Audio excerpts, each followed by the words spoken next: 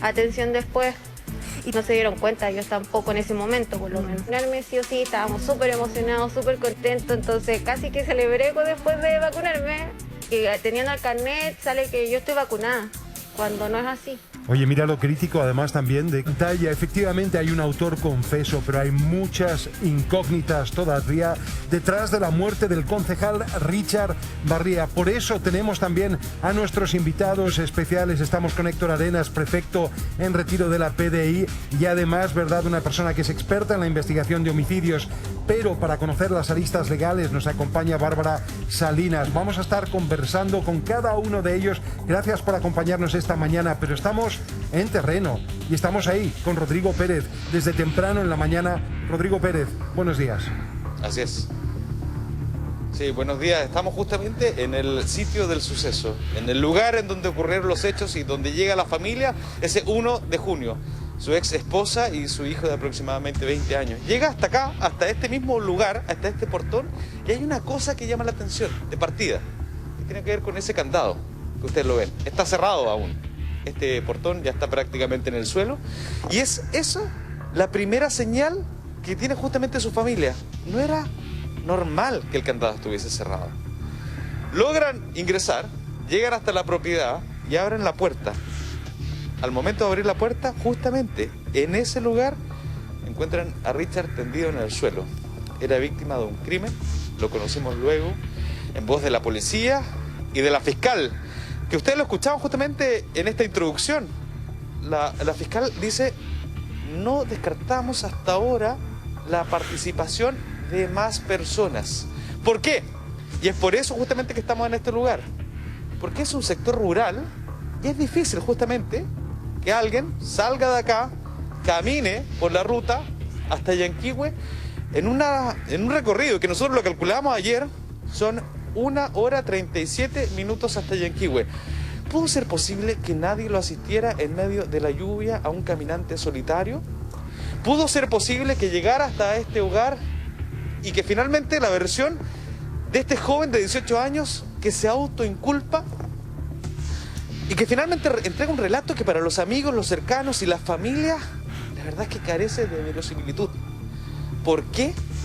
Justamente es eso lo que nosotros conversamos con todas las personas que ayer accedieron a hablar con nosotros. Muchos de ellos fuera de cámara porque tienen temor. ¿A qué? Tenemos una nota. Y luego volvemos acá al terreno, vamos a conversar justamente con don Sergio, un amigo de Richard, y también comentarles lo que nos dijeron fuera de cámara muchas personas que lo conocieron y que hoy día tienen dudas respecto de esta versión. El único hoy día que está presentándose frente a la justicia, un joven de 18 años. Vamos a la nota y luego volvemos acá al terreno.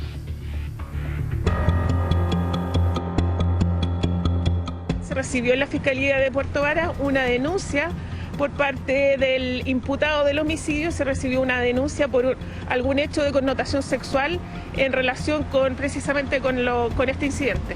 Pero es muy importante señalar que como familia no hemos descartado la hipótesis del crimen político. Nuestra hipótesis es política, por lo tanto solicitamos que eso se tenga claro. Richard estaba en un lugar sumamente apartado. El joven supuestamente este delito lo comete el día sábado, recién se entrega el día miércoles porque se entera por la prensa que Richard había muerto. No fue solo. Eso, porque me cuesta creer que una persona de 18 años, y él dice que se sintió amenazado, por último hubiera escapado. Interrogantes en un crimen que ha mezclado versiones cruzadas. Una presunta agresión sexual, la idea de una vendetta política, una tesis de un crimen por encargo. Un joven que se autoinculpa en el crimen. ¿Cuál es la verdad de lo que ocurrió en 4 paredes dentro de ese hogar? Es día martes 1 de junio, 13:30 horas. Y hasta este lugar llega justamente la ex esposa de Richard. Se encuentran con algo que llama la atención, que es este portón que vemos hoy tendido en el suelo con un candado cerrado. Eso ya no era algo habitual justamente en el domicilio del concejal electo. Ingresan junto a su hijo, llegan hasta la puerta de entrada del domicilio y es en ese mismo lugar en donde encuentran lamentablemente a Richard tendido en el suelo. Fue encontrado en el interior del domicilio, ¿ya? Respecto de la otra circunstancia, la existencia de señales previamente están en el cadáver, por ejemplo lucha, defensa, etcétera, eso va a ser precisado con toda claridad en la autopsia que va a realizar obviamente el Servicio Médico Legal. 18 años tiene quien decidió autoinculparse. En compañía de su propio abogado, llegó el joven a rendir declaración, previa denuncia de los hechos de connotación sexual que, según su testimonio, habrían originado el homicidio. ¿Por qué lo hiciste? ¿Por qué lo hiciste? ¿Por qué lo hiciste? Una denuncia. ¿Por qué lo hiciste, Francisco? ¿Estás confeso? ¿Por qué razón lo hiciste? Según el testimonio que hemos conocido de manera preliminar de este joven de 18 años que se entrega, él habría ingresado a esta propiedad en compañía del concejal, a bordo de su propio auto. Estuvieron compartiendo al interior del hogar y luego de haber cometido el crimen, él sale del lugar. ¿En compañía de quién? ¿Solo? ¿Alguien lo habrá ayudado? Son esas las dudas que existen hoy día en el caso.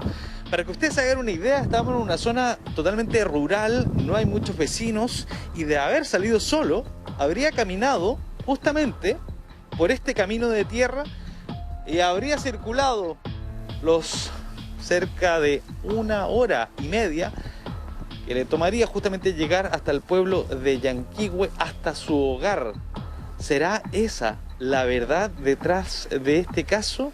Eso evidentemente la Fiscalía lo deberá investigar.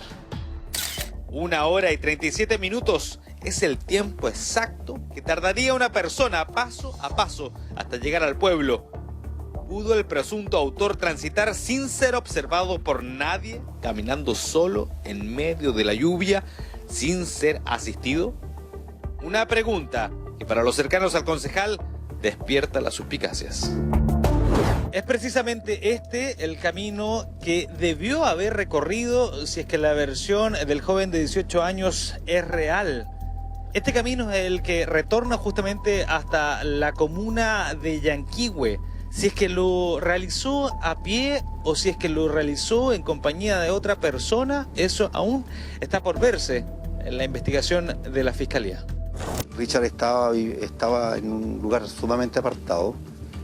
El joven supuestamente este delito lo comete el día sábado, recién se entrega el día miércoles porque se entera por la prensa que Richard había muerto. O sea, es decir, discúlpame, pero si fue él solo, es bastante extraño que nadie haya tomado nota de que este joven a lo mejor en la madrugada del día sábado, ya para domingo, apareció mojado, porque ese día más encima estaba lloviendo, era una noche no muy cálida. Acá se dice que el joven habría sido abordado en la vía pública. Bueno, Yanquihue tiene muchas cámaras de seguridad por distintos sectores. Más de alguna pudo haber captado, ¿no es cierto?, si es verdad y si cuadra, ¿no es cierto?, la versión del joven respecto de que había sido abordado, de que le subía la bicicleta al vehículo, que después fue a dejar la bicicleta a la casa y que después de eso se trasladaron hasta el sector rural. Eso, materia de investigación... ¿Habría sido abordado por Richard? Por Richard, y eso es lo que dice la declaración. O sea, no estamos inventando absolutamente nada. No fue solo. Eso. Porque me cuesta creer que una persona de 18 años, y él dice que se sintió amenazado, por último hubiera escapado. Pero esto de 15 puñaladas, como se dice, golpeado. Entonces aquí a mí me cuesta creerlo. La verdad que me cuesta creerlo. Yo pienso que aquí salió con alguien más, porque tampoco es de llegar e irse caminando donde vivía Richard. Estamos hablando de un camino rural y tiene que haber escapado con alguien tiene que haberlo ayudado, o sea...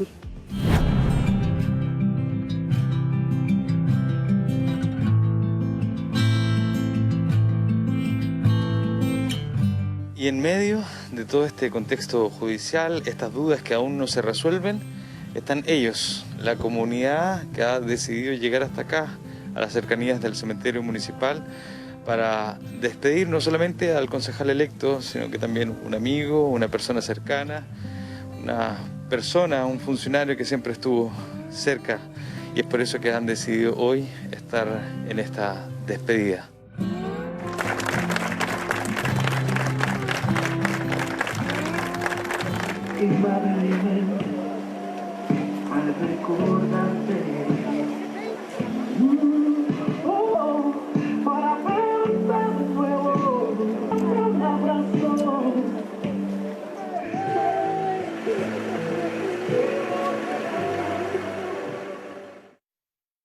Bueno, muchos están muy dolidos por la partida de Richard. ¿Qué le parece lo que hemos conocido hasta ahora? Bastante. Tiene muy conmocionales la noticia. Un hombre muy querido en la comunidad, ¿no? Sí. Me impactó porque resulta de que aquí no pasa nunca nada. Igual hay patos malos como en cualquier parte, pero no tanto. No con estos detalles tan brutales. Claro, olvídese. Aquí hay gatos encerrados a lo mejor. Era una buena persona, ¿no? Que ayudaba a las demás personas, y independiente a lo que haya pasado con él, con su vida privada. Paralelo, pocos minutos se tomó el Ministerio Público para solicitar ampliar la detención. Recién este domingo se formalizará de cargos al joven, que hoy se autoinculpa por el homicidio. Una confesión del crimen y para la familia no alcanza a esclarecer la infinidad de dudas que aún rondan tras la muerte del concejal. Hay muchas dudas en torno a este caso. Tantas dudas como temor. ¿Por qué? Porque la familia, los cercanos, los amigos dicen, y nosotros lo escuchábamos, ¿no? En la voz de un vecino, aquí hay gato encerrado, hay algo que no nos cuadra y no sabemos quién está tras el crimen que conocimos justamente al interior de este hogar. Yo les voy a hacer una pequeña cronología, ¿no? Para que entendamos este caso de una autoridad electa, un concejal de la comuna de Yanquihue. En este lugar llega la ex señora y uno de sus hijos. ¿Por qué? Porque habían concertado una cita en una notaría. Pero él no llega. Lo llaman por teléfono y no contesta. Y es por eso que llegan hasta este lugar, que está bien apartado, justamente de la comuna de Yanquihue. Y yo les decía, se encuentran con este portón cerrado, con el candado puesto, cosa que les llama la atención, ingresan y se dan cuenta entonces de lo que había ocurrido. Llaman de inmediato a Carabineros se presenta acá en el lugar y se dan cuenta, ¿no?, por el sitio del suceso, de que aquí hay intervención de terceros. Es más, la misma fiscal lo confirmaba. Hay un escrito en una de las paredes cuyo contenido aún no lo conocemos y que probablemente vamos a conocer justamente el día domingo. Pero Rodrigo, en esta audiencia de formalización.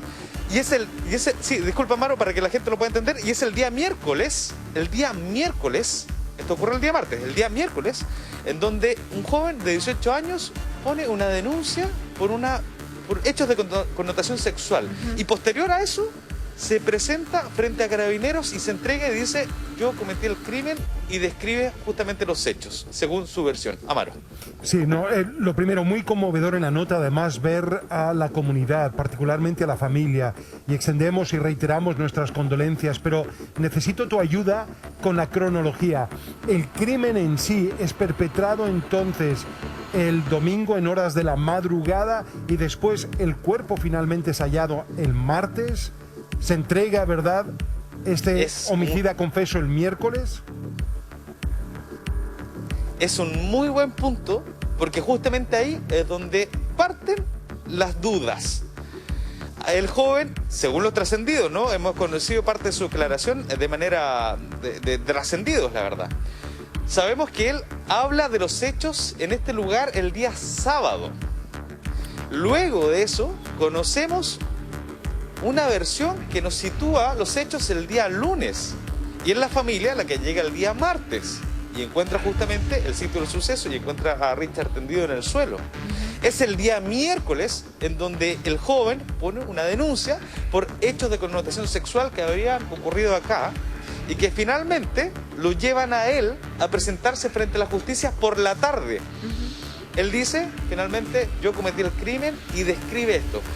Ocurrió el día sábado, ocurrió el día domingo por la madrugada, ocurrió el lunes por la tarde. La verdad es que eso aún está justamente en esta nebulosa que rodea este caso. Tonka, te escucho. Me llama la atención, bueno, revisando las declaraciones de la familia, de la abogada y lo que tú comentas, ¿por qué hay temor? Supimos de algunas amenazas, no solamente al concejal Richard, sino a través de su madre o la familia o los cercanos. Pero ¿por qué hay temor en la comunidad? Mira, principalmente por estas dudas. Hay gente que derechamente no cree en la versión de este joven de 18 años. Hay dudas que yo les voy a plantear y que a mí me plantearon fuera de cámara. Para que ustedes se hagan una idea, yo estoy en este lugar y no estoy solo. Estoy junto a un amigo con el que vamos a hablar sobre a Richard como persona, porque no se quiere referir específicamente a estas dudas. Pero además hay más personas que están acá, pero que no quieren ni siquiera aparecer en cámara. Y que están acá justamente para entregarnos la información y yo ni siquiera se los puedo mostrar. Porque ellos dicen, nosotros finalmente sabemos que este pueblo es muy pequeño y cada cosa que yo pueda decir finalmente me puede traer consecuencias. No saben qué es lo que ocurrió acá. Duda número 1. El joven relata que llega hasta este lugar en compañía de Richard. Nosotros vemos al fondo evidentemente su auto. Hay pocos vecinos acá en el sector. Ustedes ven una casa que está justamente al lado, sí. Pero esta casa al parecer está deshabitada porque de hecho no tiene ni cortina. En este sector lo que ustedes tienen es finalmente un potrero. No hay nadie, no hay testigos. Y este camino es el que el joven de 18 años podría haber recorrido al momento de salir y volver hasta Yanquihue de manera solitaria. 1 hora 37 minutos es lo que se demora hasta allá. Y es evidentemente eso lo que despierta con lluvia, según los testigos que había ocurrido justamente durante esas jornadas. Pero además de eso, el relato del joven habla que habrían ocurrido estos hechos de connotación sexual adentro del hogar. Y su relato establece que él justamente va a buscar un arma blanca que estaba al interior de esta casa, en el sector de la cocina, según nos hablan algunos testigos que han conocido este relato del joven. Y quienes conocen la casa, que justamente las personas que nos están acompañando acá al lado, que yo no les puedo mostrar, me dicen, en la cocina hay una puerta. ¿Por qué entonces, si es que finalmente estaba de esta manera siendo vulnerado, atacado, por qué no escapa por esa puerta, camina y salta este portón que evidentemente no representa ningún desafío para un joven de 18 años? ¿Por qué él hace finalmente entonces, reacciona de esta manera tan brutal y finalmente comete el delito? Y la otra duda que me plantean los amigos y los cercanos a Richard, aquí evidentemente estamos en el plano de la elucubración, pero hay una duda respecto de cómo él se presenta con un abogado particular, un joven de 18 años, y me preguntan a mí, me plantean la duda. ¿Quién es la persona que paga a ese abogado?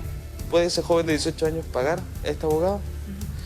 Eso es lo que nos plantean fuera de cámara. Esas son las dudas. Y el temor viene porque no saben quién puede estar detrás de este crimen. Nosotros tenemos justamente a don Sergio. Le voy a pedir a Waldo que no se gire hacia allá porque están las otras personas. Y don Sergio está acá. Don Sergio, usted conoció a Richard, amigo de muchos años. Una muy buena persona, me imagino yo que este crimen los toma por sorpresa, absolutamente, pero además por las características de Richard, una persona muy querida, ¿no? Sí, ¿cómo están? Buenos días. Buenos días. Sí, justamente, tal como usted dice, Richard es una persona muy querida, un amante de sus hijos, muy cercano a sus hijos, con una asistencia social que solamente él conocía, de vocación. Una persona que venía de mucho esfuerzo, logró sacar su título, se hizo querido en la comuna. Totalmente un hombre querido en la comunidad, una comunidad pequeña por lo demás, y que conocía su historia. ¿Cómo se toma usted esta noticia? Me imagino yo que nadie se espera que una persona tan querida como él finalmente sea víctima de lo que ya todos conocemos. Exactamente, y menos en estas condiciones. Menos de un homicidio de estas características. Es una pena muy grande. Me imagino cómo deben estar sufriendo sus hijos. Me imagino. Si no quiere porque la comuna ha sufrido, una gran parte de la comuna ha sufrido, la familia debe estar sufriendo mucho más que eso. Don Sergio, y aquí hay una serie de incertidumbre, ¿no? Hay una incertidumbre que rodea el caso. No entremos en detalles, pero solamente preguntarle, ¿usted cree en la versión de este joven de 18 años? Bueno, la verdad las cosas que tal como dice usted en la nota, cuesta creerlo.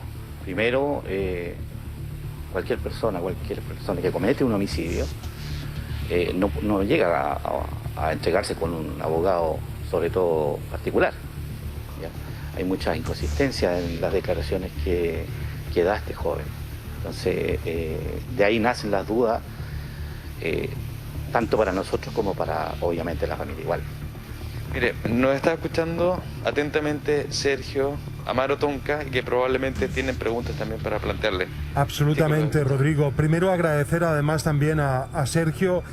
Quiero agradecerle de verdad el poder contextualizar las sensibilidades que hay respecto a este caso. Un hombre entrañable y muy querido, y además padre de 2 hijos y un padre infaltable, por lo que hemos tenido de varios testimonios.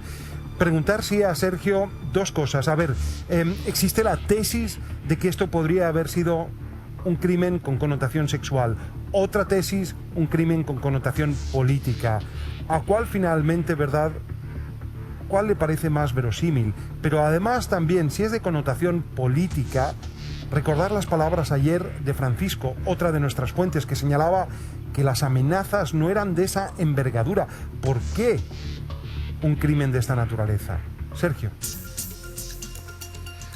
Bueno, en referente a lo que es el tema político y referente a lo que es el tema de homicidio en sí, lo único que yo les puedo decir es que esperamos todos, la parte de la comuna que estuvo presente, como mucha gente que no lo estuvo, que esto no sea un número más en este país, que las personas que están a cargo de hacer esta investigación la hagan con el debido cuidado, con el debido respeto, y que se llegue realmente al fondo de este tema.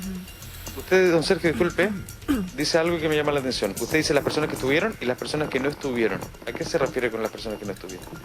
Muchos de nosotros no pudimos estar presentes en el sepelio, yo mismo, por razones laborales. A eso me refiero, que hay muchos amigos de Richard que no pudieron estar presentes justamente por eso, por temas laborales. Don Sergio. Sergio, Tonka, Sí. Amaro. Por acá, Tonka, me sumo a las palabras de Amaro, muy agradecidos por que nos acompañe esta mañana. Hoy está esta única persona, presunto implicado, que fue acompañado de un abogado, ¿verdad? Y se entregó. ¿Usted cree que podría haber actuado solo? ¿Usted cree que podrían haber más personas involucradas en un caso así? Yo podría darle muchas hipótesis, pero lo mío no va a tener mucha... Las palabras mías van a ser realmente no tomadas en cuenta, entonces no prefiero hablar de eso. ¿Por qué dice que sus palabras no van a ser tomadas en cuenta? Porque aquí hay una diligencia que está haciendo el fiscal. Perfecto. ¿Ya? Es a la persona que está en este minuto entregada como autor del crimen, ¿ya? Y es en esa base donde tienen que trabajar, desde mi punto de vista.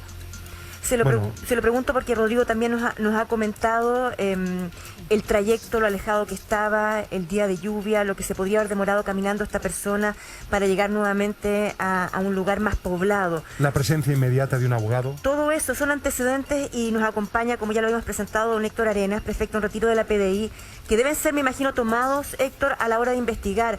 El trabajo que está haciendo ahora la PDI es clave por encargo del fiscal. Héctor. Sí, antes que nada quiero aclarar algo que se ha prestado para muchas dudas y que de alguna forma tiende para entender mejor en contexto lo que sucede. La denuncia que hace la persona que está confesa de este delito es simultánea con el momento en que él presta declaración. Aquí no hay una denuncia y posteriormente viene la confesión durante la declaración. El Ministerio Público tiene la obligación, cuando una persona señala que hay otro delito conexo a lo que él está explicando, a abrir una causa respecto a ese delito. Eso tiene que quedar claro, porque pareciera ser de que como que él el día miércoles en la mañana fue a denunciar estos hechos de connotación sexual y posteriormente va en la tarde. No, todo ocurrió simultáneamente. la obligación del Ministerio Público es no cuestionar ni la oportunidad ni la pertinencia de la denuncia de la persona, sino tiene la obligación por el principio de objetividad que lo caracteriza de investigar tanto lo que inculpa a la persona como aquello que lo culpa. Por esa razón se abre probablemente una causa anexa de acuerdo a lo que denuncia la persona que está detenida, para que quede claro eso. Bueno, Bárbara está al lado, que es abogada, Bárbara Salinas. Me imagino que a través de la información que entrega Héctor, usted, por supuesto, está totalmente de acuerdo. Y además que en ese día entonces que había hecho la declaración, esta doble antecedente que se entrega, fue acompañado de un abogado, Bárbara. Sí, efectivamente yo coincido con Héctor en el sentido que hay que tener claro que evidentemente el Ministerio Público tiene que ser objetivo respecto a estos antecedentes que se aportaron. Ahora, otra cosa muy distinta es cómo finalmente se puede llegar a comprobar una denuncia de esa naturaleza, circunstancias que el eventual imputado es víctima en otro delito y por lo tanto ahí ya no existe responsabilidad penal, pero sí se va a tener que investigar y muy probablemente, esto es una tesis que uno puede plantear, muy probablemente la defensa también de alguna forma, porque también convengamos que los defensores arman su teoría del caso y también tienen estrategia. Y en ese sentido la estrategia puede ser también que al presentar simultáneamente esta denuncia, tratar de justificar y de alguna manera poder armar un escenario que le permita quizás encontrar algún tipo o invocar algún tipo de atenuante respecto a su responsabilidad. Bárbara, una pregunta rápida. Sí. Se confiesa autor del delito, pero del crimen, pero después puede retraerse. Sí, sin duda. El imputado siempre puede prestar declaración, tiene derecho a guardar silencio, tiene derecho a retractarse, tiene derecho a cambiar su versión. Es decir, hoy día puede él haber comparecido, ¿no es cierto?, tal como lo hizo en compañía de su abogado, a decir que, a confesar y entregarse, lo que dicho sea paso, también es importante, eso también constituye un atenuante. Entonces ahí también veo yo un camino, una intención que es totalmente razonable por parte de su defensa de ir configurando estas circunstancias atenuantes para disminuir la pena. Pero sí, él puede cambiar en cualquier momento su versión, siempre tiene derecho a ser oído, así como también tiene derecho a guardar silencio. Tenemos diferentes declaraciones para entender qué es lo que podría haber ocurrido en este crimen terrible que impacta no solamente a Yanquihue, sino que a todo el país. Justamente tuvimos la posibilidad de conversar con la madrina de Richard, del fallecido Richard. Queremos compartirlo con ustedes. ¿Cómo era Richard desde su infancia? Era un niño normal, bueno para trabajar y le gustaba mucho conversar con los ancianos, con todas las personas. Y así fue creciendo y fue tratando con la gente, ayudaba con un bolsito a las personas a cambiarlo de calle, así. ¿Desde chiquitito? Desde chico, sí. Defíname a Richard, porque usted tenía a Richard viviendo acá, ¿no? Sí, pues aquí en mi casa. ¿Por qué tenía a Richard viviendo acá? Porque su mamá trabajaba y él quedaba con nosotros, de guagua. ¿Desde guagua? Desde guagua. Ahí pues tenía mi cocina a leña, yo atrás le hacía su cama, le daba su mamadera y estaba todo el día con nosotros. En la tarde llegaba su mamá, que ella fue garzona, trabajaba bien, y secretaria, siempre fue una mujer trabajadora. Igual él se creció así en ese ambiente de gente de trabajo. Mi esposo, que era su padrino, era cortante también, bien exigente. No lo dejaba andar en la calle peluceando ni nada, así como se crecieron los otros. No eran de calle. Y cuando él salió ahora, yo lo llamé, lo felicité y me dijo: mamá, yo estos días lo voy a ir a buscar para que venga a mi casa, porque yo no sabía su casa. Yo le dije: bueno, si yo estoy bien, voy a ir. ¿Le decía mamá a usted? Mamá, sí, mamá nomás. Porque yo, como se murió hace poco mi esposo, no estaba muy bien. Señora Serafina, ¿y esa fue la última conversación que tuvo con Richard? La última. Ahora cuando él salió de concejal, yo lo felicité y le dije, entonces él me dijo que me iba a venir a buscar. ¿Cómo lo notó en esa conversación? ¿Estaba contento, me imagino yo, porque había ganado, ¿no? Estaba contento, sí. Él sabía que yo nunca me metía en sus políticas y nada, pero él estaba contento que había ganado. Porque le gustaba ayudar a la gente. Ese era su no sé cómo explicarme, pero le gustaba ayudar. Bueno, yo he sido así también, que a mí me gusta ayudar a los demás, porque yo tengo 27 años en el Comité de Salud. Quizás de ahí mismo. Soy la presidenta y de los ejemplos yo creo que tienen que aprender, igual que mis hijos. ¿A toda la comunidad le impactó la noticia de Richard? Yo también me admiré, me impactó todo. ¿Cómo se enteró de la noticia? A ver, ¿cómo fue? Mi hija me vino a decir, porque yo como no estoy bien, se prepararon para decirme lo que estaba pasando. Yo no sabía, yo encontraba raro que se estaban allegando todos aquí y no me decían nada. Por las redes sociales se supo. Y después me dijeron, mi otra hija me dijo que querían decirme algo, que había pasado una desgracia, y yo dije, ¿qué cosa? Y pensé en mi otro hijo que andaba trabajando fuera de Puerto Montt. Le pasó algo. No, era Richard. Y ahí me dijo mi hija que Richard lo que le habían hecho. Y ahí supe yo todo. Y yo de ahí no pude hacer nada, por ni salir, qué iba a hacer aquí. La pena, ¿no?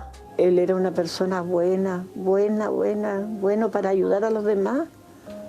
Esa vocación lo tenía de chiquitito, y de su madre también, y de uno mismo, porque le enseñó esas cosas.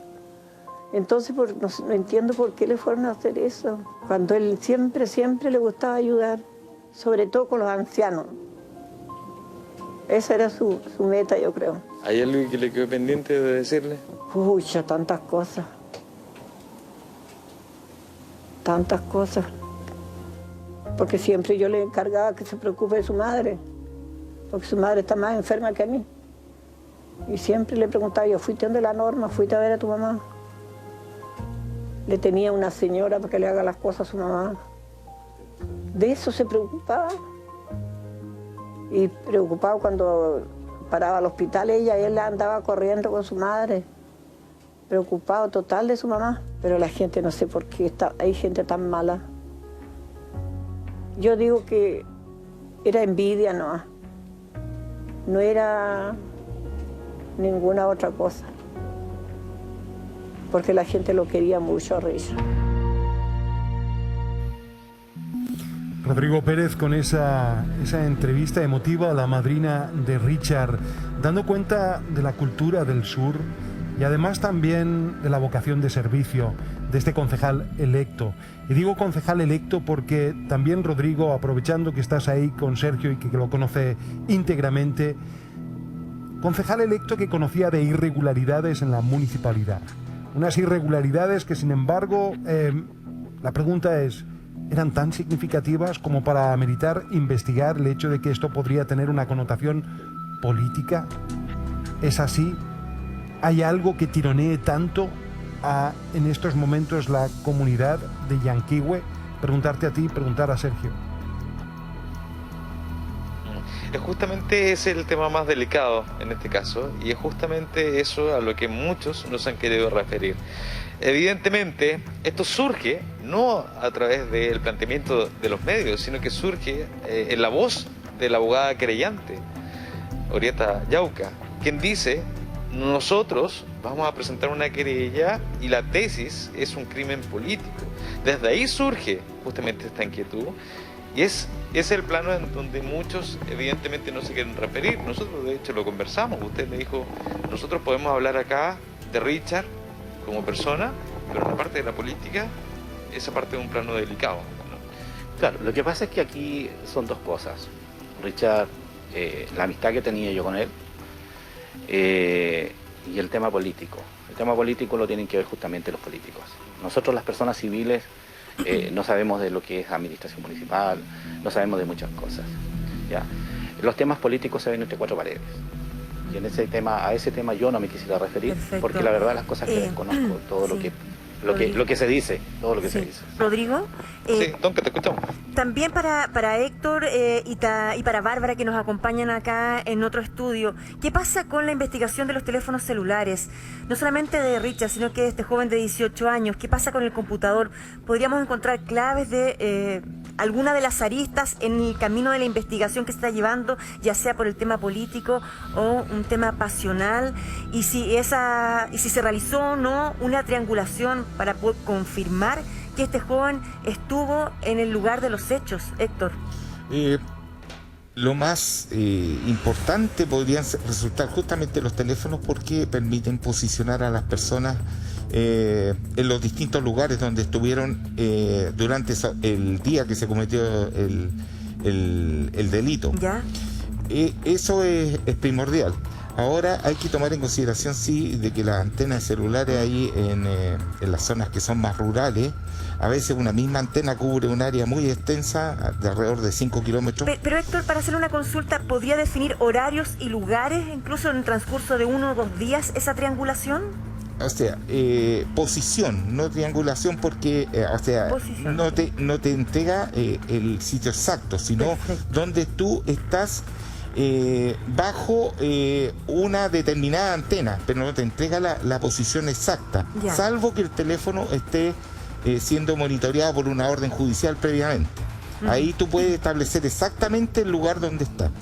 Aquí te da un rango de referencia donde la antena te está diciendo este señor estaba en el sector del lado B de la antena tanto, por ejemplo.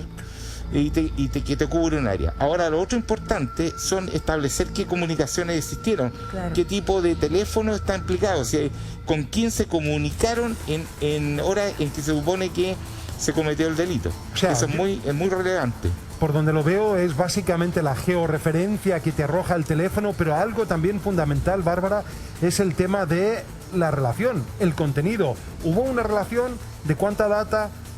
¿Cuál es el contenido que puede arrojar un teléfono periciado, verdad? Bueno, sin duda es muy importante tanto la pericia que se le puede realizar al teléfono como los levantamientos de testigos, lo mismo que arroje el sitio del suceso, etcétera.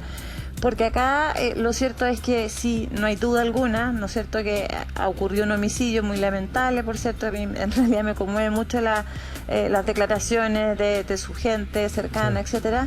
Pero acá lo importante es que el Ministerio Público no se tiene que cerrar, en mi opinión, a ninguna arista de investigación. Es decir, tienen que investigarse tanto la hipótesis, en este caso, de un solo autor del delito, eventualmente en esa misma línea investigar también si ha tenido algún tipo de cooperación con encubridores o con copartícipes, algún otro grado de participación, y al mismo tiempo también si es que este delito tendría un móvil o un carácter de político, porque hay que decir también que no basta con la sola confesión, en este caso del imputado, que va a ser formalizado. Desde luego que se requiere además que toda esta autodenuncia, ¿no es cierto?, tenga también un contexto, y por eso también se justifica esto de la ampliación del plazo. Así es, para comentarles lo que nos acaban justamente de informar. Ya la abogada querellante, la abogada de la familia, está frente a la carpeta, la está leyendo ahora en este momento, tuvo acceso justamente a la carpeta investigativa, está en esas diligencias, de hecho, en medio de un clima que ya se lo hemos comentado, de temor justamente de los vecinos a no querer referirse al tema, porque dicen, no creemos finalmente en la versión de este joven de 18 años que dice, yo fui el autor del crimen. Lo estábamos conversando fuera de cámara. Hay muy poca gente que hoy día se atreva a hablar frente a cámaras sobre el caso. ¿Por qué tanto temor? Es que la gente no está acostumbrada a este tipo de fallecimiento o muerte, porque todos sabemos que aquí hay una autoridad, entonces causa conmoción en la comuna. Y en un caso muy particular que aún tiene, al menos para la gente, muchas suspicacias, ¿no? A pesar de que tenemos un joven que está diciendo yo fui el autor, no se le cree. ¿Por qué? Es que a través de las redes sociales la gente se deja influenciar mucho. Entonces la gente lee, hay personas que levantan testimonios sin tener conocimiento de las causas. Y eso es lo que finalmente va enredeciendo. Eso es lo que va enredeciendo, que hay que dejar trabajar tranquilo a la Fiscalía, que haga un buen trabajo en la OS9 de Carabineros, que haga el peritaje correspondiente a través del ABOCAR. Entonces ahí recién se va a saber al final del sumario las personas, la responsabilidad de cada uno. Yo te digo que la gente igual está asustada acá porque tanto medios de comunicación, nunca Yanquihue había tenido a todos los canales de televisión conmocionado a Yanquihue y a todo el país de todas maneras.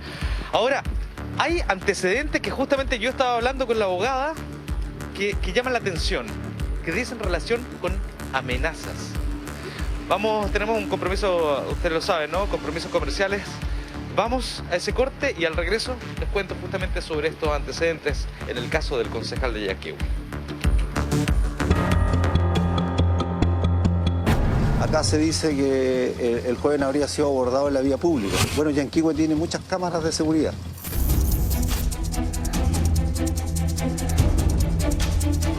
Yo pienso que aquí salió con alguien más, porque tampoco es de llegar e irse caminando donde vivía Richard. Estamos hablando de un camino rural y tiene que haber escapado con alguien tiene que haberlo ayudado, o sea...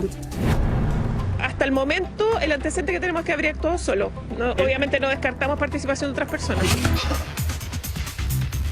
Así es, y yo les comentaba antes del corte que ya en este momento las partes tienen acceso a la carpeta investigativa, evidentemente a la declaración íntegra del joven de 18 años que se entrega a la justicia, pero además a todos los datos que ha podido recabar justamente el Ministerio Público en torno a un caso al menos polémico en el sector y que despierta la suspicacia, yo ya lo he dicho, además del temor de la gente.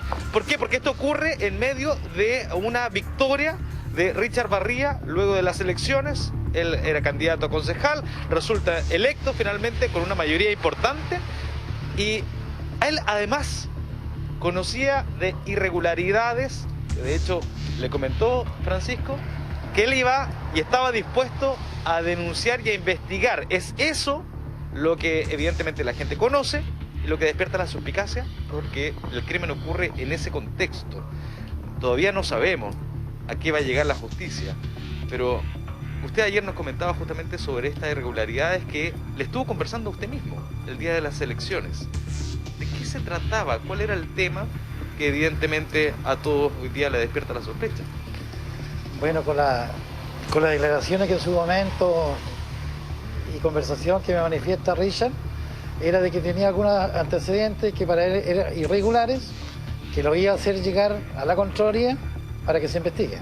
¿Quién sabía sobre esta decisión de Richard de denunciar estas irregularidades, según la opinión de Richard? Habrían funcionarios municipales que le iban a entregar antecedentes, que ellos no estaban de acuerdo con esos movimientos administrativos medio oscuros. ¿Y la gente sabía sobre esto, sobre estas intenciones de este candidato? No? Todo Yanquihue sabía que Richita ahora ya no tenía relación laboral con la municipalidad de Yanquihue, por lo tanto él se dedicara a fiscalizar 100%, o sea, a cumplir la tarea de consejero. Para ser claros, y para que le expliquemos el contexto a la gente que no está en Yanquihue, evidentemente es eso lo que despierta hoy día la inquietud de la gente, porque el crimen ocurre justamente en el hogar de este candidato, de este concejal electo, en este contexto. Hoy día no sabemos realmente cuál es el móvil, sin embargo hay un joven de 18 años que se entrega y que dice finalmente yo fui y explica sus motivos. ¿Usted qué cree respecto de la declaración de este joven? Mira, como te dije ayer, yo el niño lo conozco desde los 6, 7 años, lo vi vivir cerca de mi domicilio, me llamó rotundamente la atención que apareciera voluntariamente declarando, pero él también tiene que ver que con eso asume sus responsabilidades. Y al asumir sus responsabilidades de un asesinato, está conllevando no solo hacer daño a la familia de la víctima, sino que él, con su actuar, lamentablemente causó un tremendo daño también a su familia del imputado. A su familia y a la comunidad completa. Entonces la gente aquí está muy dolida en Yanquihue, todos están pidiendo justicia. Y fuimos testigos justamente de eso, de ese dolor colectivo que hay en la comunidad por la muerte de Richard, un hombre muy querido. Fuimos testigos de eso, y de los testimonios de la gente que asistió justamente a su funeral, que nos comentaba, aquí hay algo que no nos calza. Vamos a la nota y luego regresamos acá, al terreno, en la localidad de Yanquihue. Se recibió en la Fiscalía de Puerto Varas una denuncia por parte del imputado del homicidio, se recibió una denuncia por algún hecho de connotación sexual en relación precisamente con este incidente.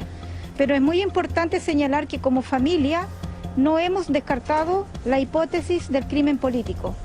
Nuestra hipótesis es política, por lo tanto solicitamos que eso se tenga claro. Richard estaba en un lugar sumamente apartado. El joven supuestamente este delito lo comete el día sábado, Recién se entrega el día miércoles porque se entera por la prensa que Richard había muerto. No fue solo.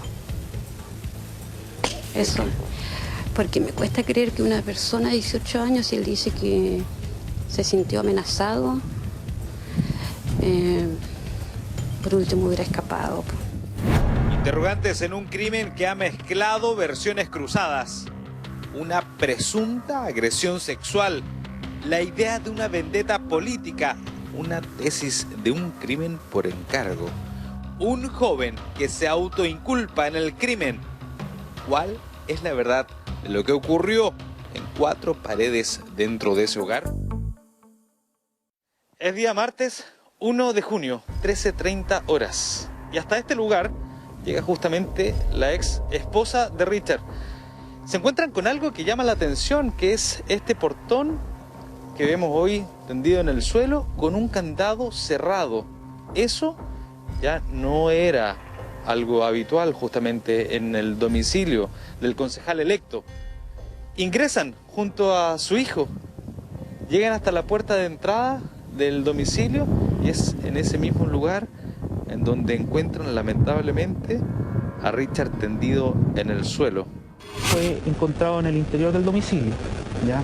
Respecto de la otra circunstancia, la existencia de señales previamente tan en el cadáver, por ejemplo lucha de defensa, etcétera, eso va a ser precisado con toda claridad en la autopsia que va a realizar obviamente el Servicio Médico Legal.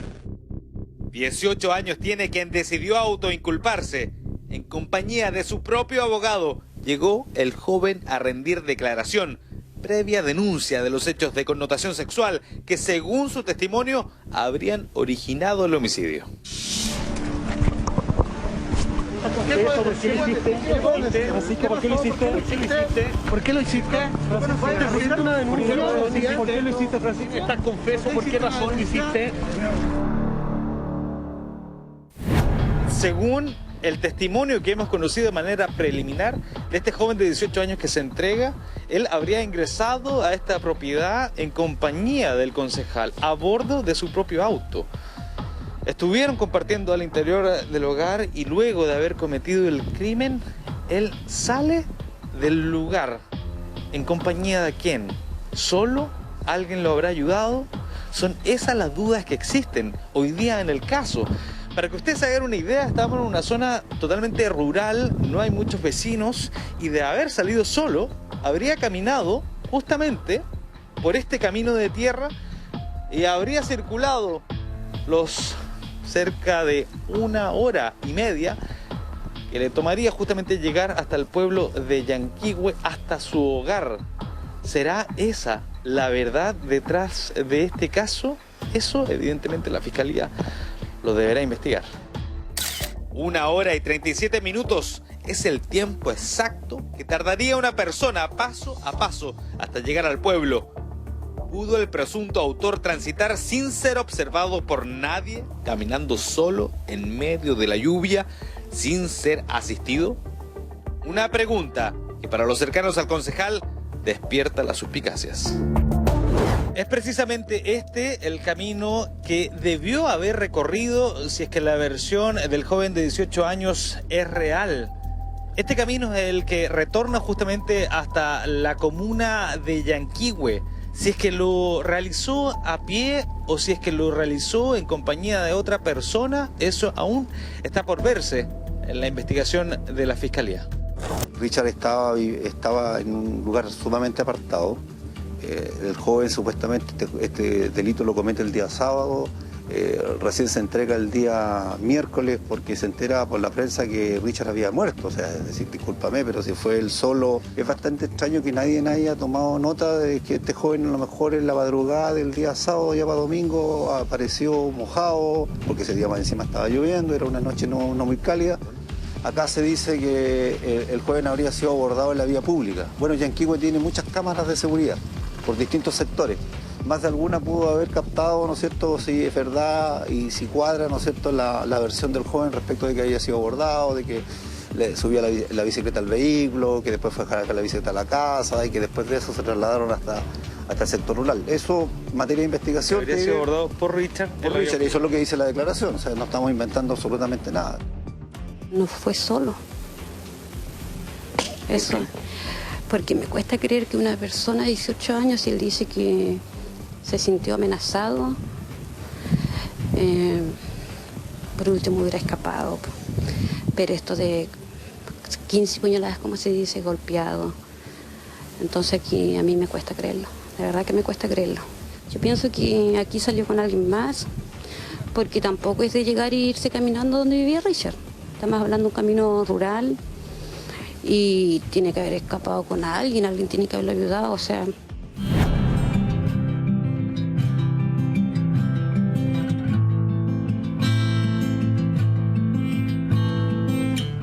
Y en medio de todo este contexto judicial, estas dudas que aún no se resuelven, están ellos, la comunidad que ha decidido llegar hasta acá, a las cercanías del cementerio municipal, para despedir no solamente al concejal electo, sino que también un amigo, una persona cercana,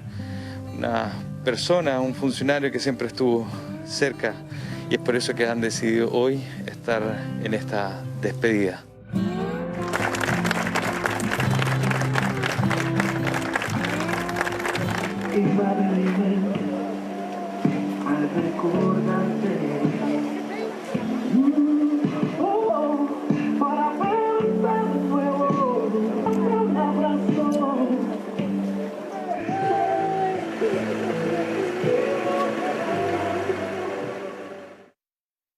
Bueno, muchos están muy dolidos por la partida de Richard. ¿Qué le parece lo que hemos conocido hasta ahora? Bastante. Tiene muy conmocionales la noticia. Un hombre muy querido en la comunidad, ¿no? Sí. Me impactó porque resulta de que aquí no pasa nunca nada. Igual hay patos malos como en cualquier parte, pero no tanto. No con estos detalles tan brutales. Claro, olvídese. Aquí hay gatos encerrados a lo mejor. Era una buena persona, ¿no? Que ayudaba a las demás personas, independiente a lo que haya pasado con él, con su vida privada. Paralelo, pocos minutos se tomó el Ministerio Público para solicitar ampliar la detención. Recién este domingo se formalizará de cargos al joven que hoy se autoinculpa por el homicidio. Una confesión del crimen y para la familia no alcanza a esclarecer la infinidad de dudas que aún rondan tras la muerte del concejal. ¿Por qué no creerle? ¿Por qué no creerle a un joven que se autoinculpa, que se entrega a la justicia en compañía de su abogado y que explica los detalles de lo que habría ocurrido justamente en el domicilio de Richard? Hay escepticismo respecto de esta declaración. ¿Por qué, Francisco? Es que mira, el ambiente aquí en Yanquihue nunca está acostumbrado para este tipo de situación. ¿Por qué no creerle a un joven que dice, yo lo hice, yo soy el responsable y se entrega a la justicia? ¿Por qué no creerle? Es que la gente en este momento, si alguien comete un delito, siempre trata de ocultarlo. El hecho, el delincuente habitual. Pero este es un joven que lamentablemente cometió ese trágico y ese homicidio. Y bueno, a mí, yo insisto, yo estoy entristecido, porque estamos entristecidos porque ver ayer, como yo te digo, ver ayer la gente, el recorrido, la despedida que se le hizo al concejal por las calles de nuestra comuna, se dio el dolor absoluto, abuelitas llorando, sector rural, los pellines, los cotoros, pasear por el centro de toda Yanquihue, llegar arriba al cementerio. Y en ese contexto había mucha gente, ¿hay algo que le haya llamado en particular la atención? Estuvo usted, me imagino yo, conversando, qué sé yo, sí, con el resto de los asistentes, se comentaba respecto del origen de esto. ¿Hay algo que le haya llamado la atención en medio de la despedida? Sí, lo que más me dolió y me dio vergüenza ajena es que no haya habido ningún representante de la municipalidad de Yanquihue. No estaba el alcalde, no había un administrador, no le puedo creer. No había un representante de los funcionarios. No había nadie, inclusive nosotros somos ex colegas de Richard. Estaban todos los ex funcionarios de la administración anterior acompañando. ¿Usted da fe de eso, de que no había nadie de la Ningún administración funcionario, local? nadie. ayer en la tarde cuando me fui a trabajar el negocio. ¿A qué responde? Usted que conoce mejor el lugar. Mira, yo creo que ahí está claramente la diferencia que tenía Richard con el actual alcalde y algún funcionario. Pero como yo te digo, lamentablemente es vergonzoso que no haya habido ningún representante en forma oficial. Si el alcalde no pudo, tenía que haber mandado un representante. Si ese fue el dolor de los vecinos que concurrieron. Pero Francisco, veían la caravana, no veía ningún vehículo. Amaro. Dime. Sí, lo que pasa es que me desconcierta usted. No le puedo creer que ninguna de las autoridades locales en la actualidad, frente a un crimen que conmociona a toda esa localidad, no se haya hecho presente. Lo encuentro una falta de tacto grotesca, por adjetivarla, porque lo es, porque es de una falta de sensibilidad brutal. Ahora, dicho eso, a mí una de las cosas también que me desconcierta, simplemente como ciudadano y observador, es lo siguiente, es que un chico de 18 años de edad se declara el autor del homicidio, pero dice enterarse por la prensa. Esto no me hace sentido, no me cuadra. ¿Cómo se explica eso? Mira, Mauro, como yo digo siempre, cuando hay un sumario judicial, hay que esperar los resultados de los peritajes finales, el trabajo que haga el fiscal, que haga el OS9 y el abogado, porque ahí van a tener que hacer un peritaje total, las declaraciones del joven imputado. Y la denuncia de él. Y la denuncia, todos sabemos que tiene que hacer peritaje a través del servicio médico legal. Evidentemente es eso lo que están observando hoy día los abogados. En este momento están las partes leyendo la carpeta investigativa. Sabemos que el día domingo justamente se realizará la audiencia de formalización, donde probablemente conoceremos detalles hasta ahora desconocidos por la población y por los medios de comunicación. Perfecto, Rodrigo, muchas gracias, y en breve también retomaremos el contacto contigo, y nuevamente el abrazo y la fuerza para toda una comunidad impactada por este caso. Y esta, dice así, cosmetóloga dejó videos para el futuro de su guagua por si no volvía antes de ser intubada. Es dramática la reflexión. Ya vamos a tener un contacto con ella porque sé que está lista y preparada, pero también compartir con ustedes las últimas cifras del COVID. Hoy los casos nuevos ascienden a 8.263 personas con 98 fallecidos, y en la jornada de ayer 213 personas perdieron la vida. Eso es por el contexto. Vamos a estar con los doctores. Está también el doctor Ignacio de la Torre, presidente del Colmer de Valparaíso. Doctor, bienvenido. También el doctor Eduardo Bronstein, especialista en salud pública. Y con nosotros ya está Rocío Lamich, que es parte de esta historia, este testimonio que aparece en las últimas noticias. Rocío, ¿estás con nosotros? Sí, Tonka, hola, ¿cómo estás? ¿Me escuchas bien? Te escuchamos bien, Rocío. Primero un abrazo, qué bueno que estás bien. Y recalcarte que cuando uno lee tu historia, las últimas noticias, estremece, porque me imagino debe ser el miedo de cualquier mamá, de cualquier papá cuando se ve enfrentado a una situación así. ¿Puedes hablar tranquilamente o es un esfuerzo muy grande para ti? No, sí, yo puedo hablar. Yo voy a tratar de hacer un breve resumen de lo que me pasó. Justamente. Porque me canso un poco y de repente como que se me baja el volumen. Por favor, si puedes darnos ese resumen en la medida de tus posibilidades, si no te ayudamos nosotros también, pero te queremos escuchar. Sí. Absolutamente. Bueno, Tonka, Amaro, todos los que están en el estudio y la gente que está viendo, primero que todo, mi intención de dar esta entrevista es para que toda la gente pueda tomar conciencia de que esto es real, de que esto existe y que debemos exagerar los cuidados ante este virus que es devastador. Yo lo pasé súper mal. El 5 de abril salió positivo los resultados que me pidió la pediatra, porque mi bebé había empezado con fiebre, porque mi nana también estaba con síntomas de resfrío, y salimos todos positivos. Desde ahí yo el día 5 empecé con todos los síntomas horribles, me sentía pésimo, y de ahí me aguanté hasta el 3 de abril. Y tuve esos días súper mal, la comí en la casa, porque obviamente estábamos en cuarentena, nadie se nos podía acercar.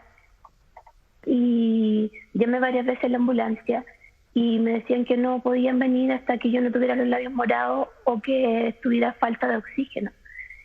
Y el día 13 llamé 2 veces a la ambulancia, llamé a la ambulancia en la mañana, y la verdad es que no me llevaron tampoco, y ya en la tarde yo hablé con mi primo, que es cardiólogo de la clínica Santa María.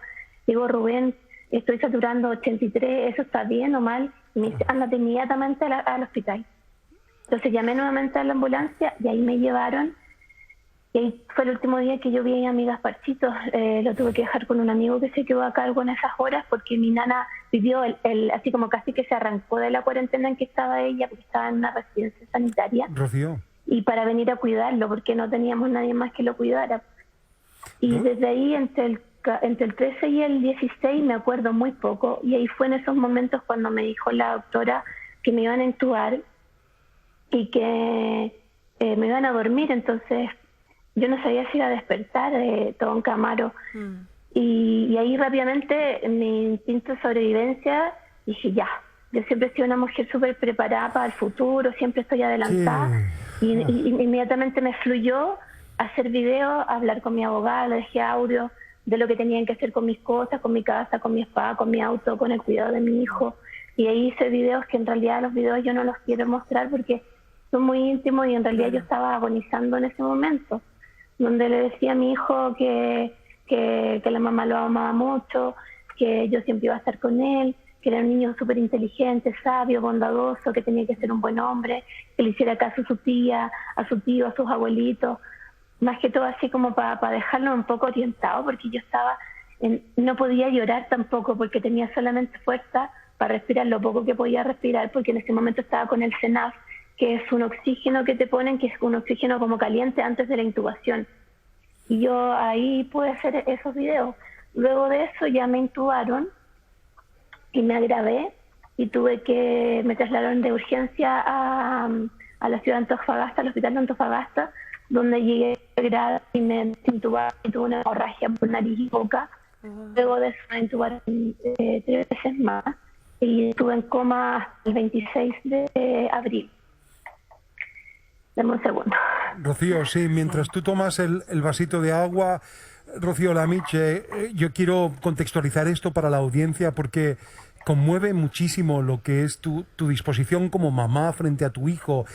Decir que estás en coma, claro, 4 veces con ventilación mecánica, estás ante la incertidumbre y como mamá no sabes si se trata de una despedida. ¿Con qué tono y qué le dices a un hijo que quizá no vea después a su madre? ¿Cómo te diriges a tu hijo? Obviamente con mucha ternura, le tiraba besitos, le decía mi amor, la mamá te quiere mucho, siempre voy a estar contigo, tú vas a ver las fotos de nosotros que teníamos, donde jugábamos, cuando íbamos al parque, tratando de así, desesperadamente en el momento de poder dejar plasmado eso para poder estar presente, ¿cachai? Yo te digo, me emociono porque de verdad que yo me vi ahí, al borde del abismo, ¿cachai? Y como lo dije, como que estaba en el matadero. Sí. Y fue horrible porque para mí mi hijo es todo. Yo soy mamá soltera, me he sacado la cresta por él. El año pasado estuvimos todo el año encerrados en pandemia los dos en el departamento. Me reinventé por redes sociales, mi negocio, belleza y estética y spa que tengo yo. Y él es mi compañero, ¿cachai? Rocío, dime, nunca. Para ayudarte un poco, porque sé que es difícil, aparece hoy en las últimas noticias así, llamé a mis hermanos para despedirme y para decirles que debían hacer con mi hijo, mi casa, mi salón y todos mis bienes en caso de que no despertara. También le dejé videos a mi bebé para que los viera más grande. Y le mandé muchos audios a mi abogada para que todo quedara en orden. Me puse en modo sobrevivencia. No tenía ganas de llorar, solo pensar rápido en el futuro de mi hijo.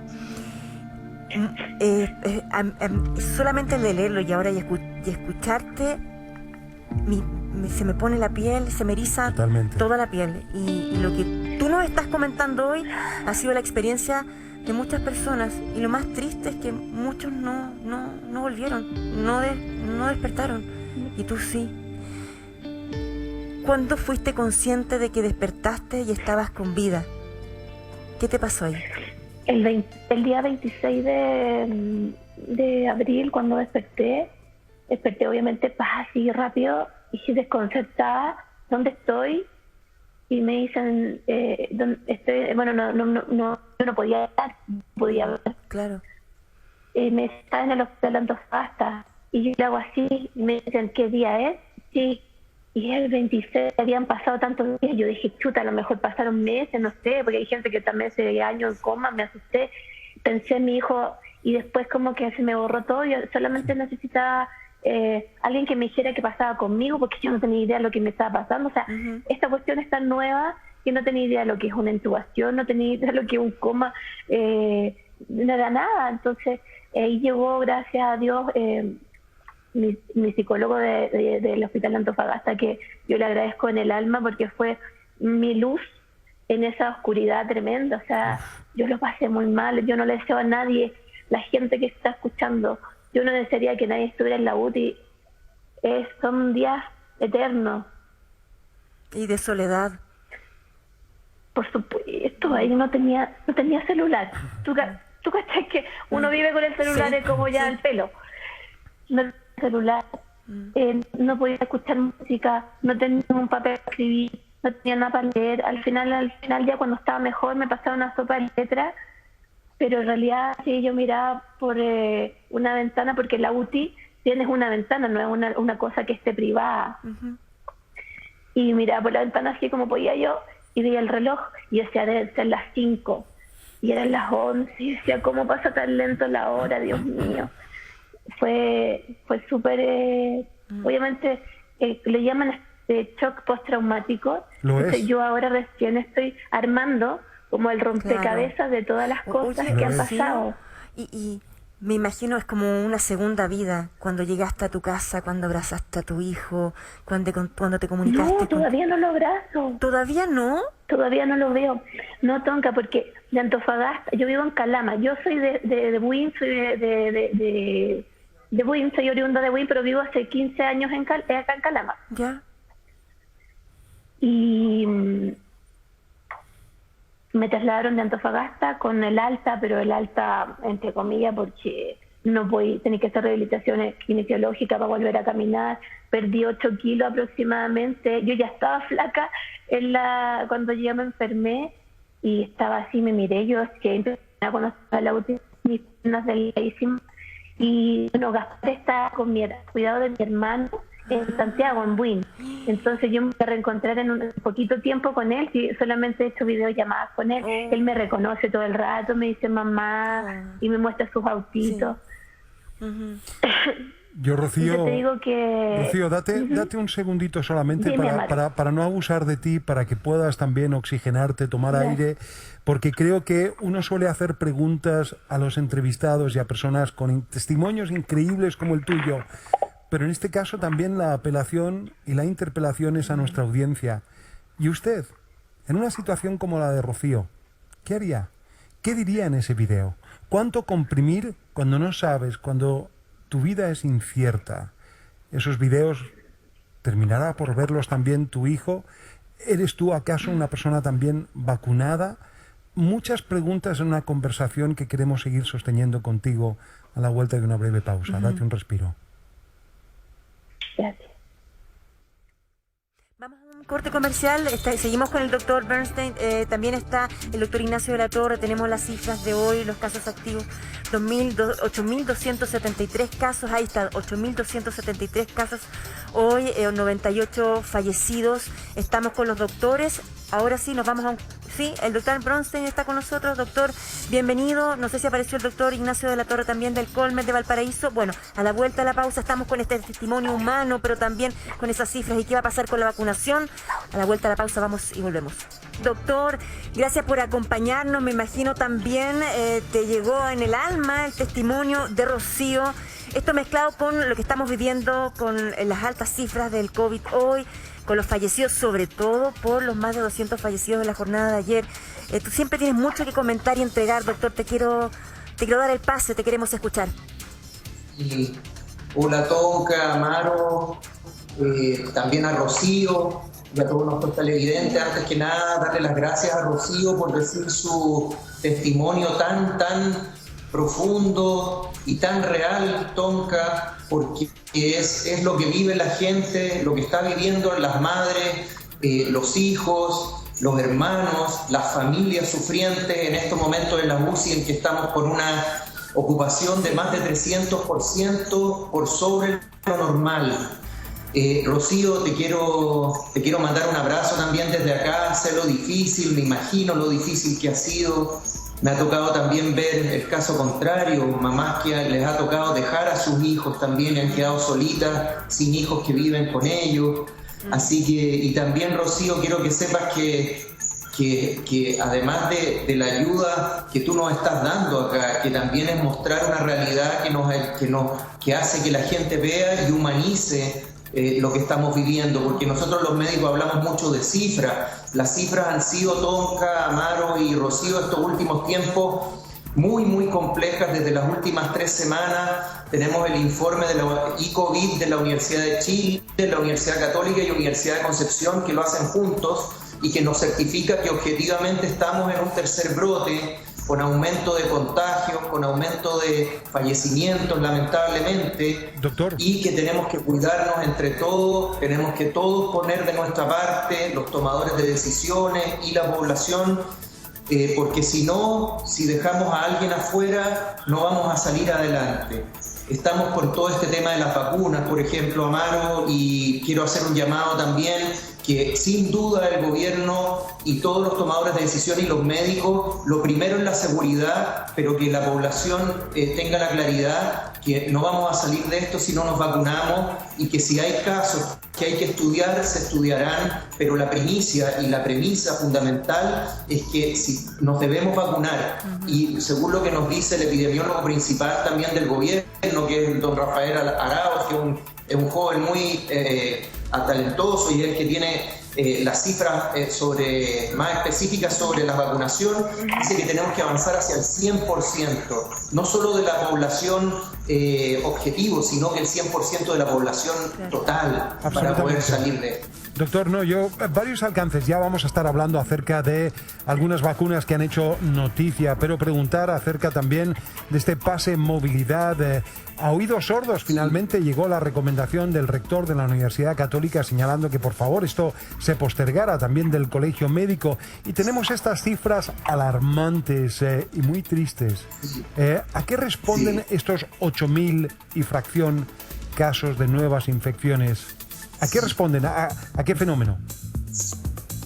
Hay diferentes fenómenos, pero en estos casos que son la pandemia, es un fenómeno básicamente social con responsabilidad individual. Pero este fenómeno que estamos observando ahora tiene que ver con, por ejemplo, el proceso electoral, el proceso electoral, el Día de la Madre, la ayuda económica muy necesaria, Amaro, Tonka, Rocío, muy necesaria para toda nuestra población, pero que llegó justo en un proceso de desconfinamiento. Entonces, lo que nosotros como médicos, como salubristas, como colegio médico y sobre todo las 30 sociedades científicas que han puesto en cuestionamiento este pase de movilidad como estaba antes, porque ya se están haciendo algunos cambios, hay que reconocerlo, es que se tomen en cuenta que cada vez que nosotros aumentamos la movilidad en la población, no fallecen todas las personas de igual manera. Fallecen las personas socioeconómicamente más vulnerables, las culturalmente más vulnerables, los que tienen más enfermedad. Entonces, cada una de estas decisiones que son a nivel institucional tienen que pensar también en las características de nuestra población, que es muy desigual en términos del riesgo. Doctor, preguntarle y aprovechar que Rocío está con nosotros con un testimonio que realmente es admirable como desgarrador.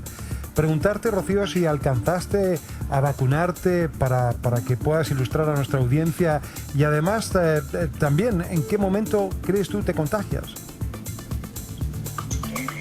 Bueno, Maro, yo no me vacuné en esa fecha, que era abril, y siento que el tema de las vacunas es un tema muy personal, que cada persona tiene que velar por su vida, por su salud responsablemente. La verdad es que el contagio, mira, yo era súper metódica con todas mis clientas al entrar al spa. Les aplicaba alcohol en spray en todo el cuerpo, lisofón en los pies, tomaba temperatura, me cambiaba la mascarilla, la ropa al pelo, me amarraba, me bañaba. Puede sido de cualquier forma, puede ser una persona asintomática o puede ser, no sé, algo que llegó a la casa. En realidad uno no sabe cómo se contagia si tanto te cuidas. Por eso es importantísimo que la gente sea exagerada así ya, pero obsesivamente. O sea, idealmente que se queden encerrados en las casas, que no hagan cuarentena así a tontas y a locas y que salgan a comprar la esquina. La gente debería estar encerrada en las casas. A mi opinión personal, deberían cerrar las fronteras. Deberíamos cuidarnos más, protegernos más para cortar esto. Porque no sabemos si a futuro vienen cepas de otros países y obviamente estamos pagando el pato por otros países y nosotros no tenemos nada acá. Rocío, claro, y justamente la movilidad ha sido el tema. Hay una sensación también ya de hastío.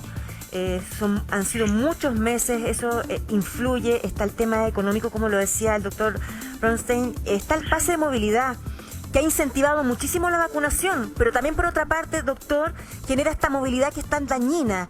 ¿Qué piensa usted al respecto? Porque va a ser difícil. Hay algunos que han dicho que tiene que cambiar absolutamente el plan paso a paso. Sabemos que hay nuevas restricciones ahora con el pase de movilidad, que si estás en una comuna que está en fase 1, está en cuarentena, no puedes ir a ninguna otra parte, solamente te puedes quedar, te puedes movilizar, pero solamente dentro de tu comuna. Pero tiene muchas aristas esto a la hora de tomar decisiones. ¿Qué me dice usted, doctor? Mire, Tonka, como dices bien tú, esto tiene muchas aristas. Lo que yo he tratado también de comunicar es que cualquier movilidad, cualquier tipo de movilidad en un momento de crisis, porque no estamos hablando de que el pase de movilidad sea negativo per se. Todas estas 30 sociedades científicas que tienen que ver con los actores principales que están ahora en la pandemia, o sea, la Sociedad de Medicina Intensiva, Infectología, Urgenciología, incluso Física, Psicología, dijeron que había que tomar en cuenta la ciencia. ¿Por qué? Porque no era el momento, Tonka. Si el pase de movilidad está bien, tenemos cifras que ha promovido probablemente la vacunación, pero tenemos que entender que en un momento crítico como el que estamos viviendo, de un nuevo brote, con cifras alarmantes y con 97% cercanamente a ocupación UCI, tiene que ser tomado con mucho cuidado y considerando, Tonka, algo que yo también he tratado de instalar de alguna manera y que está flotando en el aire, que tiene que ver con una ética social, que tiene que ver con que cada vez que nosotros aumentamos la movilidad, no va a enfermar toda la gente de igual manera, se va a distribuir diferente. La mortalidad en La Pintana es 6 por COVID, es 6 veces más que en Vitacura. Y así se repite en el sur, en el norte, ¿me entiendes? Entonces tenemos que tener mucho cuidado. Entonces, lo primero que te diría, Tonka, respondiendo directamente a tu pregunta, es el momento en que se haga y tal vez sería poco prudente cambiar completamente lo que se ha llamado la gobernanza o la estrategia, pero sí desacelerar. Y para decirlo en unos términos que todos conocemos de cuando éramos chicos, es como si no ayuda a limpiar, no ayuda a ensuciar. O sea, si no ayuda a que disminuyan los casos, no tomemos medidas que aumenten los casos. ¿Me explico?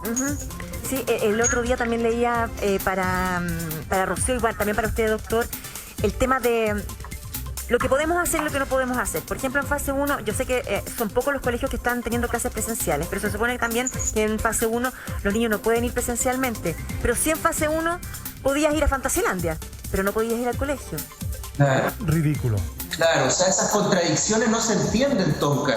Entonces, también, por ejemplo, tenemos que tomar en cuenta que si retrocedemos en los pasos, tenemos un daño desde el punto de vista de la salud mental. La gente que vive con sus niños en departamentos de 40 metros cuadrados, haciendo clases online, el cansancio de las personas que están encerradas, de nuestra tercera edad, de la gente que tiene autismo, de las pymes que están sufriendo. Entonces, tiene que haber un equilibrio. Si vamos a tomar medidas que sean más drásticas con respecto a la movilidad, tenemos que tener un plan de salud mental, tenemos que tener ayuda socioeconómica disponible y tenemos que tomar medidas coherentes en que, por ejemplo, no ocurran estas cosas absurdas de Fantasilandia, pero sí podamos tal vez ir a un parque donde haya distancia social, donde haya un aforo, donde haya momentos en que, como se ha hecho hasta ahora, que los pacientes que tienen TEA o trastornos del espectro autista puedan salir.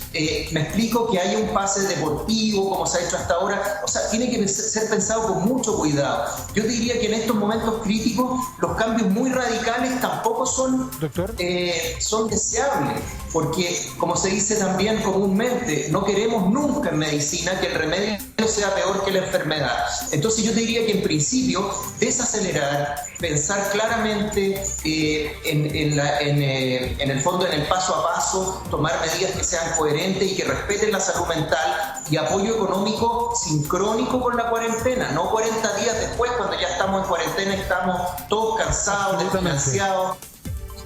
Y doctor, preguntarle justamente, estamos hablando con el doctor Eduardo Braunstein, que tenemos poco tiempo, pero no podemos dejar de lado lo que son esos efectos de la inoculación cuando tuvimos AstraZeneca con, sabemos, trombosis, y después la vacuna CanSino ayer, 33 personas que también tuvieron unos síntomas adversos, pero la idea es justamente precaver y no sobrereaccionar.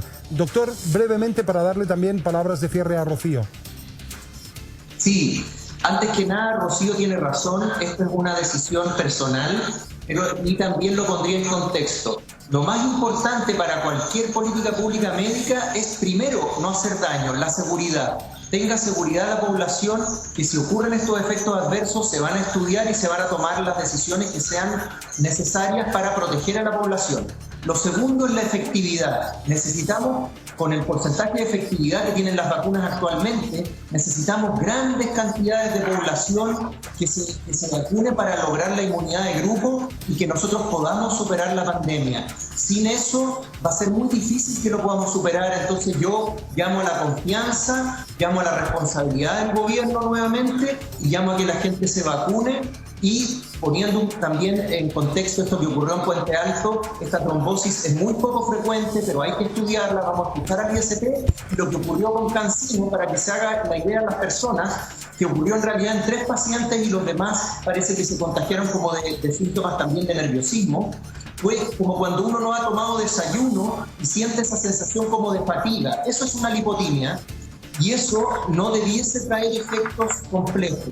Entonces es una vacuna que nos va a ayudar bastante porque es de una sola dosis y ayuda también en los extremos del país y también a la gente joven que solamente va a tener que vacunarse una sola vez.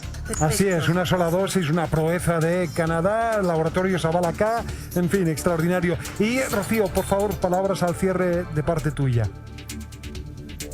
Bueno, agradecer a toda la gente de Calama, a toda la gente de Chile, mis amigos y en el exterior que hicieron cadenas de oración para que yo pudiera estar bien. Y de verdad yo te digo que después de todo lo que yo pasé y la traqueostomía que tengo acá, que es la cicatriz, ya que me quedó, que es la que el procedimiento médico que tuvieron que realizarme para yo poder volver a respirar, que se llama traqueostomía. No es una traqueotomía, ahora no me da el tiempo para explicarlo, pero eso fue lo que me ayudó a salir adelante y poder ya salir del hospital. Bueno, ahora yo estoy con una alimentación full saludable, detox. Me estoy alimentando con muchas frutas, con muchas verduras, lo que me ha hecho ya recuperar ya peso y energía y aumentar mi defensa. Estoy con maqui, rosa mosqueta, estoy con unas gotitas de cannabis que en realidad me han beneficiado. Y bueno, yo soy profesional de la estética y con todos los emprendedores hemos tenido que reinventar con esto el año pasado y este año también. Yo los invito a que me sigan en mis redes sociales. ¿O quieres entregar algún...? Que es Rocío Lamis. Hasta ahí, sí, tienes razón. Estética, ahí está. Sí, para que me sigan. Yo soy representante de unas marcas internacionales de estética y belleza, y donde yo puedo ser coach a mis clientes de cuidado personal, belleza y autoestima. Rocío, me quedo entonces finalmente con la moraleja de tu caso, porque tú no sabías si ibas a salir de la UCI y le dedicas esos videos muy conmovedores a tu hijo. Quizá un ejercicio que debiéramos hacer cualquiera de nosotros, estemos o no en la UCI. La vida es finalmente muy finita, más finita de lo que pensamos. Gracias, Rocío, que tengas un muy buen fin de semana. También Eduardo, doctor, como siempre, de la casa. Gracias, Tonka. Un abrazo, gracias por el contacto y atención, porque se viene un espacio, está instalada, tiene dos tremendas invitadas hoy para conversar con la Torre de Mabel. Adelante, Raquel, con esta conversación, por favor. Gracias, Tonka, gracias, Amaro, muy buenas tardes. Bueno, hoy nos visitan dos grandes actrices que ya son parte de nuestras familias. En la época de Sábados Gigantes había un sketch que se ganó el corazón de todos nosotros, los Eguiguren. Me refiero a Coca Guasini y Malucha Pinto. ¿Cómo están? Muy buenas tardes. Felices de tenerlas acá. Muchas gracias. Lo primero, felicitarte porque no puedo dejar de mencionar el programa de Tú a Tú con Martín Cárcamo. Estuviste genial, lindísima tu historia, de verdad. Muchas gracias. Con un rating impresionante. Así que te felicito. Primero que nada, quiero preguntarles qué se siente trabajar juntas y en los mismos roles. Coca. Bueno, imagínate, muchas gracias por invitarnos, encontrarnos con la Malu. Bueno, nosotros nunca nos hemos desencontrado, porque tenemos un camino de vida, somos comadres, somos amigas, hemos hecho muchos proyectos juntas. Pero volver a encontrarnos en estos personajes que claramente se parecen a lo que hacíamos los Eguiguren, porque es la Pituca. Tú eres la patrona. Yo soy la ex patrona, porque ella ya no trabaja conmigo, pero yo me sigo aprovechando de ella igual. Claro, la voy a conocer, la voy a seguir hacia donde ella está, porque es mucho más interesante su vida. Yo voy a tener algunos problemas en mi casa y voy a ir a su casa, a conocer su lugar. Tú tienes, tú trabajas con el nombre de Meche, ¿no es cierto? Sí. Eres la mamá de Gaspar. Soy la mamá. Gaspar es el marido de Mabel. Exactamente. ¿Tú vives en la casa con ellos? Yo vivo en la casa con ellos porque en el fondo la casa es mía. Ellos viven conmigo. Pero eres una suegra, discúlpame, no quiero ser maleducada, pero tú le eliges hasta la ropa a tu hijo a escondidas de Mabel. Mira, es mi hijo único y yo tengo que estar en todo hasta el final. Porque él es un poquito desvalido y su mamá siempre va a estar pensando lo mejor para él. Así que qué mejor que elegirle la ropa como se ve bien y ojalá las novias o las mujeres. ¿A ti te cae bien Mabel como nuera o no? La verdad. A mí me cae bien, pero me gustaría alguien distinto, como con más ganas, que apoye más a mi hijo. Así es que en realidad no tengo demasiado, le tengo cariño, pero no es mi ideal. O sea, ¿tú te sientes feliz cuando tu hijo la saca de la casa, cuando se entera que, digamos, tuvo este desliz, esa despedida soltera con el vedeto? Bueno, tú claro. Vuelves a reinar en esa casa. Claro, obvio, y además que ese tipo de cosas no se hacen. Ya. No, ese tipo de cosas no se hacen. Pueden tener problemas, pero ese tipo de infidelidades o de locuras, no. Entonces yo voy a estar al lado de mi hijo, obviamente. Malucha, tu papel, tú trabajaste mucho tiempo, digamos, en esta casa, te pagaron muy bien, pudiste ahorrar y cumpliste el sueño de tu vida, que es un departamento en el centro. Exacto. ¿Es en la misma torre donde vive Mabel? Sí, Mabel llega allá. Esta torre vertical donde viven millones de personas distintas, de distintos lugares, mucho inmigrante. Las típicas torres que hay ahí en el centro. ¿Y tú te enteras de este motel clandestino? Por supuesto, y además que soy una emprendedora, así es que de algún modo soy parte también del negocio. Sí, porque yo a ver, espérame, por favor. Yo me enteré que parece que te pagaba muy bien tu ex patrona, te puedes comprar este departamento, pero la jubilación, como pasa en nuestro país, no te alcanza. Y tú tenías una afición por las plantas, pero vendes plantas de marihuana. Por las niñitas, tengo mi pequeño... Pero vendes plantas de marihuana. Exactamente, pero es un pequeño emprendimiento. Pero es buen como negocio, no sé si en este horario se puede preguntar, pero buen negocio. Mi foco está en los adultos mayores. Medicinal. Exactamente, acompañarlos para que tengan una vida más lúdica, para que puedan vivir su sexualidad, para que tengan una percepción más agradable de la existencia, finalmente. Y eso te da, digamos, para solventar el mes. Tú llegas a final no me de mes. alcanza para solventar el mes definitivamente, como a miles de jubilados y jubiladas. ¿Cómo florecen estas plantas indoor? Claro, tengo un han contado, por eso pregunto. Les hablo, ¿Ya? las trato, converso con ellas, bailo con ellas, en fin. No, y son bien juguetonas sus niñitas, bien risueñas. Sí. Fíjate ¿Sí? que Meche también las prueba, porque la mete ella en todas estas cosas raras. Ya, pero ¿por qué tú te aprovechas de Chela, digamos, cuando ya no es tu nana? Pucha, porque obviamente que Chela es una gozadora, es una mujer querendona, que conoce la vida, que sabe vivir muy bien. Meche es sin duda muchísimo más apretada, solamente conoce una parte de la vida. Ya. Y entonces yo la tuve en mi casa cuánto tiempo, que me acoja ella ahora en ese lugar raro que tiene, pero que me siga atendiendo, pues. Ya, Chela, ¿tú eres casada o vives pues. solamente eres con tus 2 hijos? Ella ha dedicado su vida a esta mujer, pues, Ya, a esta casa en el ya. fondo, y es su brazo derecho, le conoce todos los secretos. Ya, y tú cuando te enteras que Mabel, digamos, es una de las empresarias de este, no sé si se puede contar, porque yo me leí la historia Sí, pues, completa. no sé cómo. Ya, no sé, bueno, dime si se puede contar, de este motel clandestino, ¿tú no le pasas copucha a tu expatrona? No, porque yo me alineo con Mabel en el sentido que... ¿Te pasan algún billetín? No, pero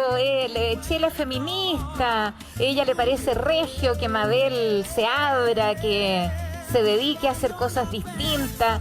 Ella, a pesar de que amaba al hijo que lo crió, Ya. siempre lo encontró medio mamón, bien mamón, bien poquita cosa, es bien poquita histérico. cosa.